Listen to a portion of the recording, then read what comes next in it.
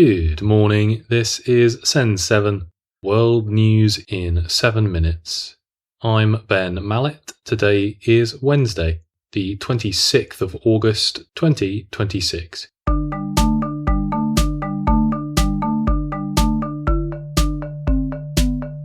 Starting in the Americas. Canada has announced tariffs on imports from the United States, which will affect 700 products. The tariffs will take effect from the 8th of September. These tariffs are a response to the tariffs that US President Donald Trump will apply to $20 billion worth of Canadian products entering the US. The tariffs from both countries are as high as 50% on some goods, such as steel and clothing. Canada's Finance Minister, François-Philippe Champagne, says that the tariffs imposed by the US are uneconomic, unfair, and ultimately unacceptable. The terms proposed by the US administration were uneconomic, unfair, and ultimately unacceptable. They asked too much of Canada and offered too little in return. Canada must respond, and today we are. Today I'm announcing that Canada will match the United States tariffs dollar for dollar, rate for rate. In the US, Ghislaine Maxwell has had her appeal against her 20-year prison sentence rejected by a US judge. Maxwell was sentenced to 20 years in prison for her role in the sexual abuses committed by Jeffrey Epstein. Maxwell also appealed against her sentence in 2021, but claimed that new evidence would find her sentence unlawful. Judge Paul Engelmayer rejected Maxwell's claims and said that most were frivolous. Also in the US,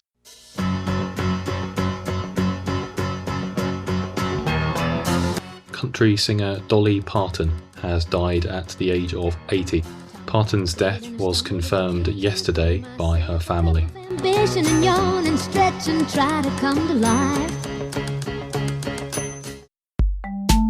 In Haiti, a raid by an armed gang has led to 47 deaths. The attack took place in a commune called Kenskoff, which is only minutes away from a police station. Local residents claim that police officers failed to protect those who were killed. Kenskoff has been targeted by gang violence dozens of times since 2025. Brazil has fined the owner of social media site TikTok for violating the country's general data protection law. ByteDance, the company that owns TikTok, will be forced to pay more than $29 million and delete data belonging to teenagers. Brazil's Data Protection Authority says that the personal data of teenagers was being processed by TikTok without a legal basis. Asia. Iran says it is fully prepared for a new wave of economic sanctions being threatened by the US. The US has also threatened Iran's trading partners, which include China, unless they follow the sanctions being proposed by the US. China has criticized these sanctions as being illegal and unilateral. The US has referred to its latest sanctions as Economic D-Day in reference to a major victory from World War II. In China and Taiwan, heavy rains caused by a typhoon have led to severe flooding. More than 54,000 people have been relocated from China's Guangxi region due to record high water levels. Africa. Nigerian President Bola Tinubu has ordered a rescue operation after 600 people were kidnapped last week. The attack by an armed group targeted a mosque in the Borgu district and was captured on video. Kidnappings for ransom money have become common in Nigeria.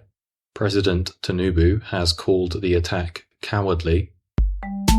In Guinea-Bissau, a referendum will be held next week on whether to expand the powers of the president.